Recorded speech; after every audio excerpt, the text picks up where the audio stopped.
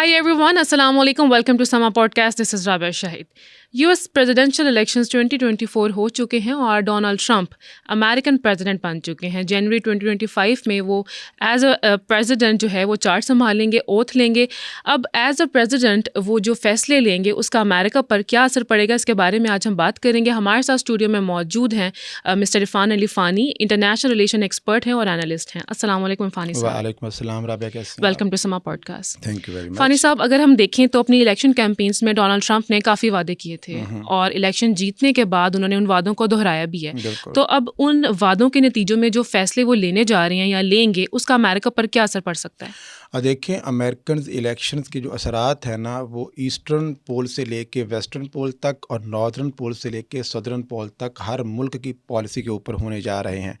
बहुत सारे ममालिक ऐसे हैं यूनाइटेड दुनिया के अंदर जो कि बहुत ज़्यादा खुश हैं डोनाल्ड ट्रंप के आने की वजह से, और बहुत सारे ममालिक ऐसे हैं और रीजन ऐसे हैं दुनिया के अंदर जो कि इस वक्त एंग्जाइटी और इज़्तिराब का शिकार हैं कि डोनाल्ड ट्रंप ने जो क्लेम्स और जो प्रॉमिसेस अपने इलेक्शन कैंपेन के दौरान किए थे, अगर वो उनको पूरा करते हैं, जो कि देखने के अंदर के 4 साल का उनके पास अरसा है, 20 जैन से ऑनवर्ड उन्होंने वाइट हाउस में होना है. 4 सालों, और उनको बहुत सारे इस वक्त डोमेस्टिक इश्यूज भी वो फेस कर रहे हैं.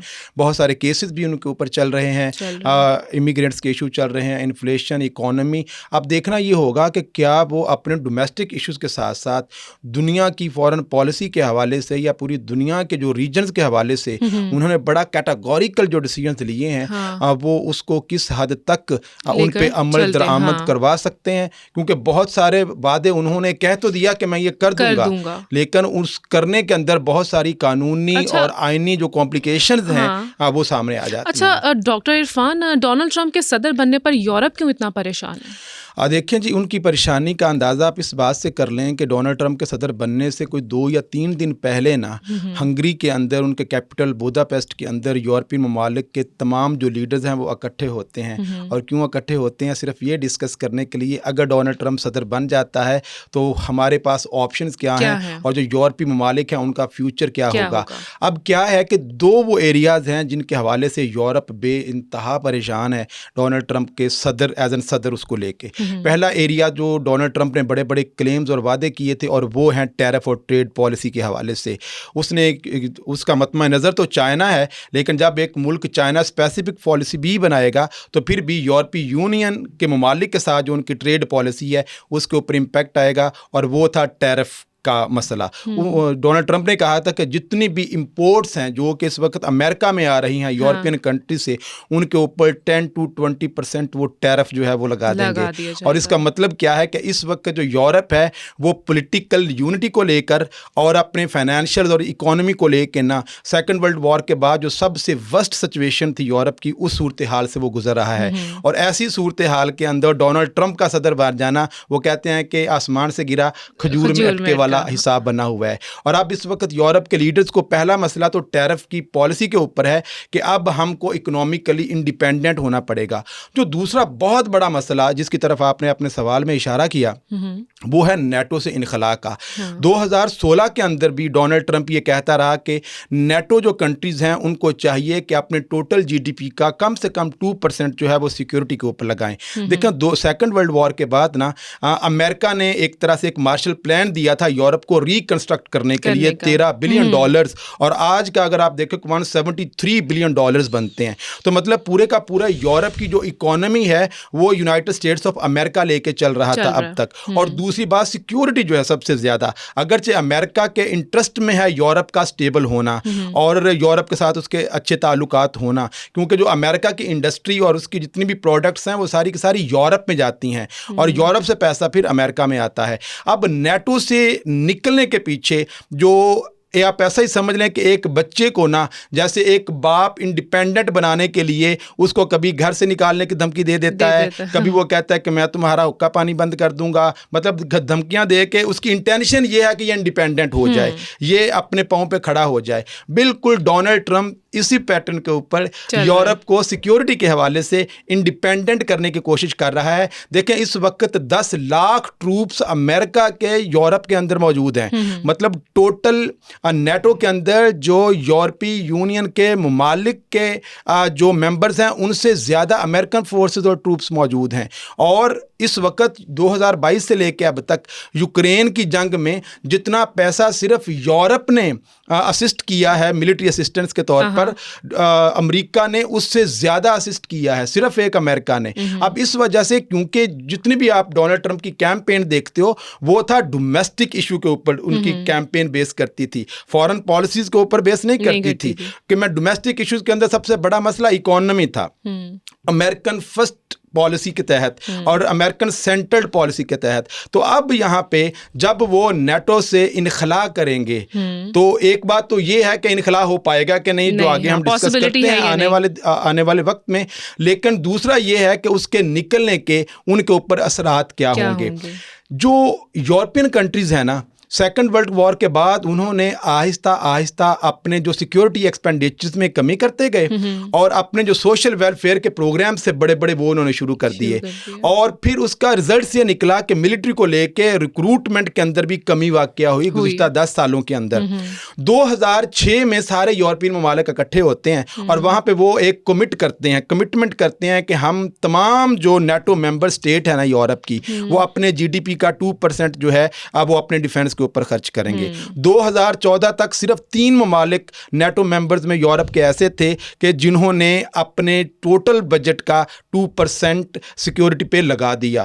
باقی 32 ممبرز ہیں نیٹو کے. اندازہ کریں کینیڈا اور یو ایس اے کو آپ نکال دیں تو اٹلانٹک کے اس سائڈ پہ جتنے بھی یورپین کنٹریز ہیں وہ 30 ان کی تعداد ہے.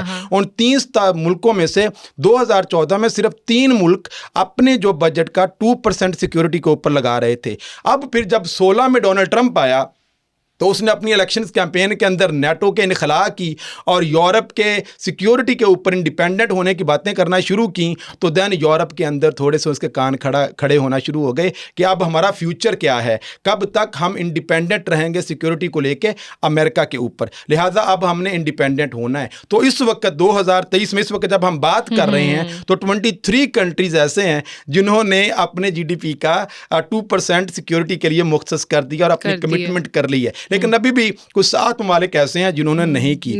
تو بات یہ ہے کہ ڈونلڈ ٹرمپ نے اپنی اس اکانومی کو لے کر کہ ہم نے، اور یہ جو آپ کے فرانس کے جو صدر تھے انہوں نے، یہ جو میں نے سٹنگ ہوئی تھی ابھی 2-3 دن پہلے صدر بننے سے، جہاں پہ سارے بوداپیسٹ کے اندر، وہاں پہ میکرون نے یہ بات کی تھی کہ امریکہ جو ہے وہ تو اپنے نیشنل انٹرسٹ میں یہ سٹیپس لے رہا ہے، جو کہ اچھی بات ہے، جو کہ بالکل ریشنلائز بات ہے.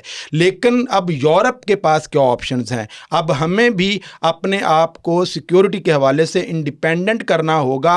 ادروائز مستقبل میں کل کو اگر یونائٹڈ اسٹیٹس آف امریکہ کا اصل جو آپ کہہ لیں کہ مقابلہ ہے نا وہ چائنا کے ساتھ ہے، اگر وہ اپنی فورسز کو چائنا کی طرف لے کے جاتا ہے تو بہت ساری اپنی فورسز کو نکالنا پڑے گا اس کو یورپ سے. تو دین یورپ کے پاس کیا آپشن ہے؟ ادھر سے آپ رشیا دیکھتے ہو، یوکرین میں آ چکا ہے، اور یوکرین میں آنے کے بعد جتنے بھی کنٹریز جس کو آپ بالٹک سٹیٹس بھی ہیں اس کے اندر، اسکینڈینیوین سٹیٹس بھی ہیں جن کا بارڈر رشیا کے ساتھ لگتا ہے، they are in anxiety now کہ اگر امریکہ چلا گیا تو پیچھے سے رشیا یوکرین میں تو آ چکا. یوکرین کے بعد جتنے بارڈر کنٹری، کیونکہ وہ سارے ممالک جو تھے وہ سیکنڈ ورلڈ وار سے پہلے رشیا کی ٹیریٹری کا حصہ تھے، اور رشیا جو ہے اس ٹیریٹری کو دوبارہ حاصل کرنے کی کوشش کر سکتا ہے. تو یہ ایسٹرن یورپ سے ویسٹرن یورپ کا علاقہ آہستہ آہستہ اس کی جو انویژن ہے رشیا کی وہ بڑھ سکتی ہے. لہٰذا اس حوالے سے اب یورپ کے اندر سب سے بڑی پریشانی یہ ہے کہ اف نیٹو سے امریکہ نکلتا ہے تو دین ہمارے پاس کیا آپشنز ہیں. اچھا، تو ڈاکٹر عرفان، تو نیٹو سے وڈرا کرنا اتنا آسان ہوگا؟ اس کی پاسبلٹی ہے بھی یا نہیں؟ It is very interesting question. دیکھیں جب 2016 میں یہ صدر بنا نا تو اس کے بعد اس نے نیٹو سے نکلنے کی باتیں کرنا شروع کر دیں. اندازہ کریں 2023 کے اندر کانگریس میں ایک قانون پاس ہوتا ہے. اب یہاں سے اندازہ کریں کہ کانگریس کو پتا تھا یا ڈیموکریٹس کو پتا تھا کہ اگلا صدر کون آ رہا ہے، اور قانون کیا پاس ہوا کہ کوئی بھی امریکن صدر single handedly without the approval of Congress and Senate of America NATO سے نہیں نکل سکتا. وہاں پہ انہوں نے قانون بنا دیا کہ صدر اٹ سیلف خود سے अपने, क्योंकि वहाँ पे सदर ऑल एंड ऑल होता है अमेरिका के अंदर, तो उन्होंने कानून के अंदर ये शर्त लगा दी कि जब तक कांग्रेस जो उनकी लेजिस्लेचर बॉडी है, ऐवान नुमाइंदगान और सेनेट का जब तक अप्रूवल नहीं होगा तब तक सदर अकेला जो है वो वहाँ से नहीं निकल सकता। अब सवाल ये है कि अगर वो नहीं निकल सकता तो इतने बुलंगो बंद उन्होंने जो बांग दावे किए हैं उनकी हकीकत क्या है। तो अब क्या है कि उन्होंने एक क्लियर कट मैसेज यूरोप को दे दिया है कि सोचता मैं ये हूँ, अल्टीमेट मैंने करना ये है। लेकिन अब ऑप्शन डोनाल्ड ट्रंप के पास क्या है कि वो अब ट्रूप्स की तादाद को कम करना शुरू कर देगा। हाँ। क्योंकि इसके ऊपर कांग्रेस किस अप्रूवल लेने की उसको ज़रूरत नहीं पड़ेगी। वो उनकी जो इकोनॉमिकली मिलिट्री असिस्टेंस जो दे रहा है, जैसे मैंने कहा था यूक्रेन वॉर में पूरे यूरोप से ज़्यादा असिस्टेंस सिर्फ अमेरिका दे रहा है। और डोनाल्ड ट्रंप की सारी कैंपेन ही अमेरिकन सेंटर्ड कैंपेन थी कि मैंने इकोनॉमी को दोबारा से let the make America great again, वो उसका स्लोगन था। तो अब वो इकोनॉमिक पॉइंट ऑफ व्यू से यूरोप के साथ ये डील करेगा कि देखें या तो आप अपने एक्सपेंडिचर सिक्योरिटी के बढ़ा दें, लेकिन अगर वो बढ़ाता है तो उनके सोशल वेलफेयर प्रोग्राम्स का क्या होगा। यूरोप इज इन एंग्जाइटी, वहाँ पे जो फिर पॉलिटिकल टर्मोइल की तरफ यूरोप जाएगा और उसके इम्पैक्ट सिर्फ यूरोप पे नहीं होने हैं, रेस्ट ऑफ वर्ल्ड पे होने है कि एक अनस्टेबल यूरोप जो है तो फिर कॉमनवेल्थ कंट्रीज का क्या बनेगा जिनकी ट्रेड जो है वो यूरोप के साथ लिंक करती है। तो ये सारे के सारे इम्पैक्ट ट्रिकल डाउन करेंगे। लिहाजा लीगली अगर देखा जाए और अमेरिका के आइन या कानून के मुताबिक देखा जाए तो डोनाल्ड ट्रंप के लिए ये बहुत मुश्किल होगा कि वो इनखला करे, अपने आप को विदड्रॉ कर दे नेटो से।